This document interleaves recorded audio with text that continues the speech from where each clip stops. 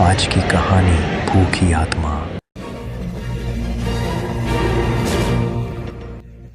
बहुत साल पहले की बात है।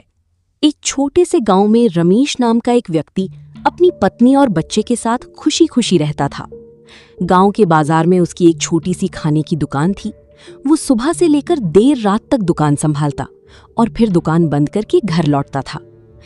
एक रात दुकान बंद करने के बाद रमेश घर के लिए निकला। चारों ओर घना अंधेरा था और दूर कहीं बादलों की गरज सुनाई दे रही थी।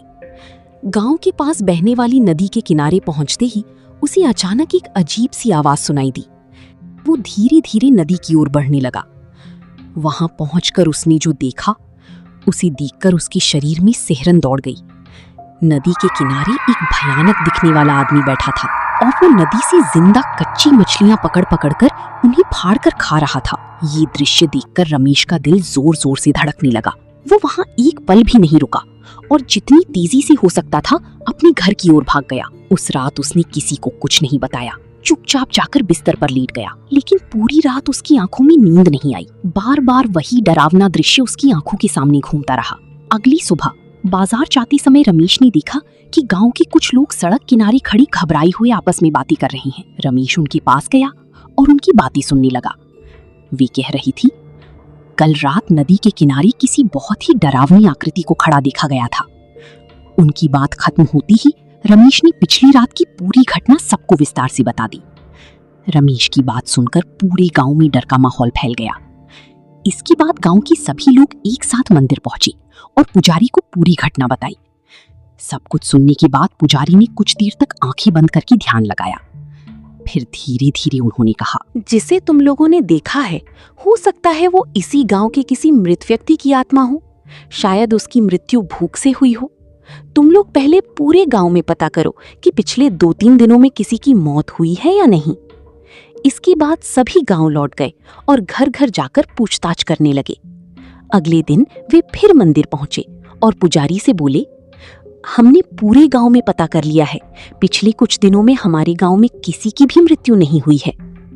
तभी अचानक रमेश बोला, बाजार वाला वो पागल आदमी तारक, उसे भी तो कई दिनों से किसी ने नहीं देखा। ये सुनकर सभी एक दूसरे का चेहरा देखने लगे। पुजारी बोले, चलो नदी के किनारे चलते हैं, आज सच्चाई का पता चल जाएगा। शाम ढलते ही सभी लोग नदी के किनारे पहुंच गए।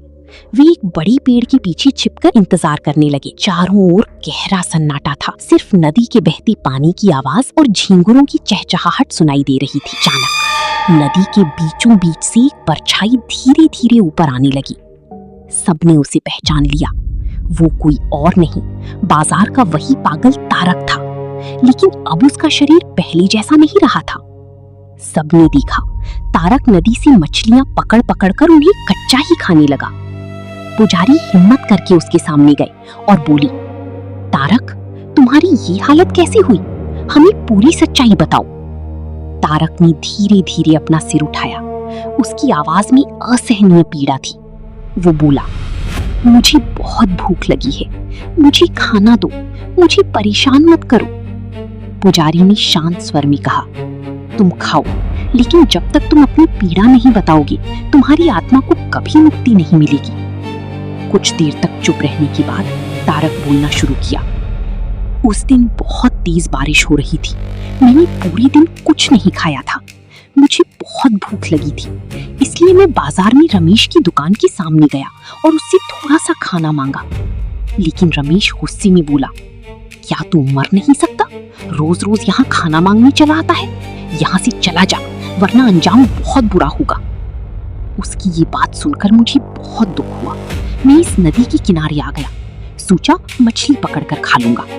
लेकिन नदी में उतरने के बाद क्या हुआ, मुझे कुछ भी याद नहीं। जब मैं नदी से बाहर निकला, तब मेरा शरीर पहले जैसा नहीं रहा।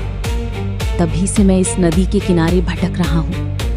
कुछ समय बाद मुझे असहनीय भूख लगती है और उस भूख को मिटाने के लिए मुझे कच्ची मछलियाँ खानी पड़ती हैं। मैं यहाँ से कहीं भी नहीं जा सकता। इतना कहकर तारक चुप हो गया। चारों ओर गहरा सन्नाटा छा गया। रमेश तारक के सामने घुटनों के बल बैठ गया। वो रोते हुए बोला, मुझे माफ कर दो तारक, मैं समझ ही नहीं पाया कि तुम इतने भूखे थे। उस दिन पूरे दिन बारिश होने की वजह से मेरी दुकान पर एक भी ग्राहक नहीं आया था। मेरा दिमाग बहुत गर्म था। गुस्से में मैंने तुम्हें वे बातें कह दी। मैंने कभी नहीं सोचा था कि तुम्हारे साथ ऐसा हो जाएगा। मुझे माफ कर दो। तारक ने धीरे धीरे पूरे गांव वालों की ओर देखा और कहा, मुझे मुक्ति दिला दो। मैं अब इस असहनीय भूख को और सहन नहीं कर सकता। मुझे बहुत तकलीफ होती है। अगली सुबह गरीब और जरूरतमंद लोगों को भोजन कराया गया और उसकी आत्मा की शांति के लिए प्रार्थना की गई। जैसे ही पूजा समाप्त हुई, नदी के ऊपर एक अद्भुत प्रकाश फैल गया। दूर खड़ा तारक की आत्मा ने सबकी ओर देखकर हल्की सी मुस्कान दी। फिर वो धीरे धीरे उसी प्रकाश में विलीन हो गया। उस दिन के बाद नदी के किनारे उस डरावनी परछाई को फिर कभी किसी ने नहीं देखा। तब पूरे गांव को ये एहसास हुआ, दुनिया का सबसे बड़ा दुख भूख है। इसलिए किसी भी भूखे इंसान को कभी खाली हाथ नहीं लौटाना चाहिए, क्योंकि कभी कभी एक कठोर शब्द किसी की जिंदगी का आखिरी कारण बन सकता है। समाप्त।